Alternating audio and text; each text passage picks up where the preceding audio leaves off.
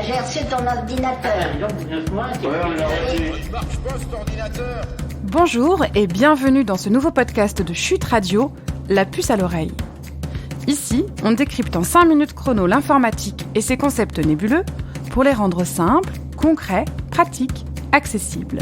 Sur un ton ludique, on explore les différentes possibilités offertes par le numérique et surtout on les dépasse pour imaginer un horizon virtuel plus désirable. Ces dernières années, un nouveau mot s'est frayé une place dans l'espace médiatique. Joli, musical, on entend désormais parler des algorithmes. Ces drôles d'objets mathématiques implantés dans nos ordinateurs font tourner l'informatique. Mais à quoi ça sert exactement ? Et puis c'est quoi un algorithme ?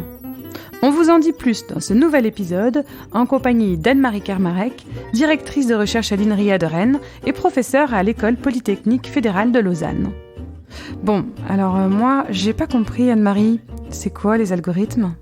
Un algorithme, de manière un peu formelle, c'est une suite finie d'instructions élémentaires qui permettent de résoudre un problème complexe ou une classe de problèmes. Et on en trouve de complexité variée. On a dans les algorithmes ce qu'on appelle les itérations, c'est-à-dire la notion de répéter quelque chose, la notion de boucle. Lorsqu'on essaie d'enseigner à un enfant ce que c'est un algorithme, on pense assez rapidement à une recette de cuisine où quand on fait un gâteau, on met 250 grammes de beurre, 250 grammes de farine, etc.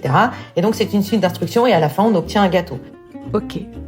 Donc, un algorithme, c'est une suite d'instructions suivies scrupuleusement par l'ordinateur.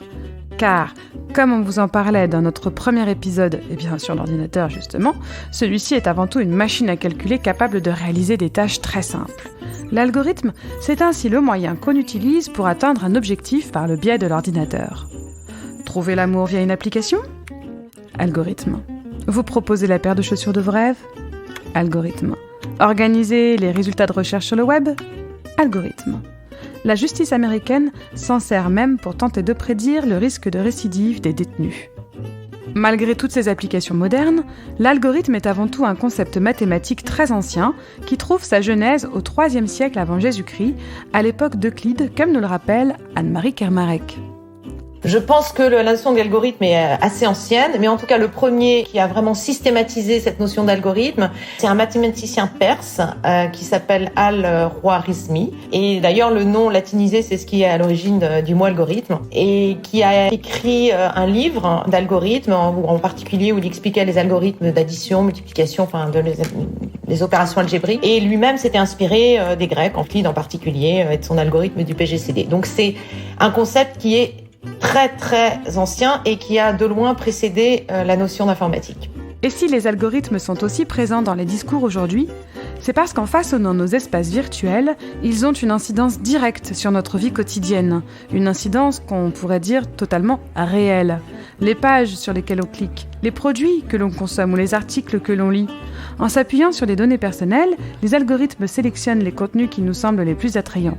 Imaginez, malgré la quantité de sources disponibles sur le web, vous devenez constamment exposé au même type d'opinion. Pouf ! Vous voilà isolé dans votre bulle informationnelle. Autrement dit, si vous pensez que la Terre est plate, ce n'est pas un algorithme de Facebook qui risque de vous faire changer d'avis. On parlait de bulles d'enfermement, il est très facile de les éviter.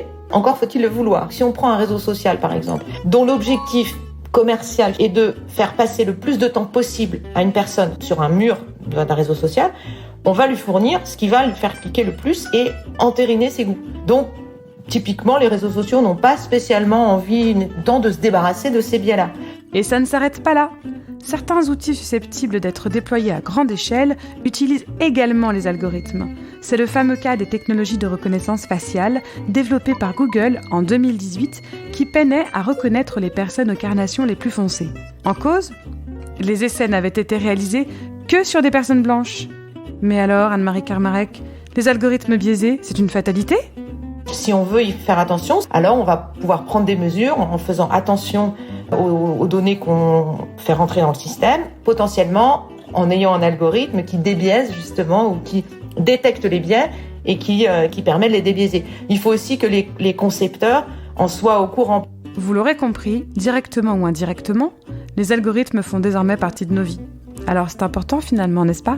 C'est important de savoir les expliquer et de faire connaître aux gens les dessous finalement des applications qu'ils utilisent. Donc pourquoi quand ils voient des posts s'afficher ou qu'ils ont des recommandations de news ou de produits ou des choses comme ça, quel est l'algorithme qu'il y a derrière? Est-ce que c'est un algorithme qui est fair play? Est-ce que c'en est un qui les incite à aller dans des endroits où ils n'ont pas envie d'aller, etc. Donc c'est des choses qui sont importantes.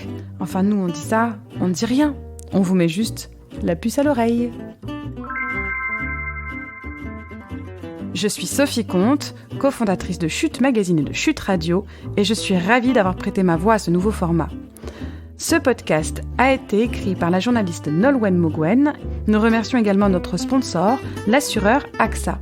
Pour écouter les prochains épisodes, tapez la puce à l'oreille dans votre plateforme d'écoute et même Chute Radio pour découvrir toutes nos émissions. À bientôt!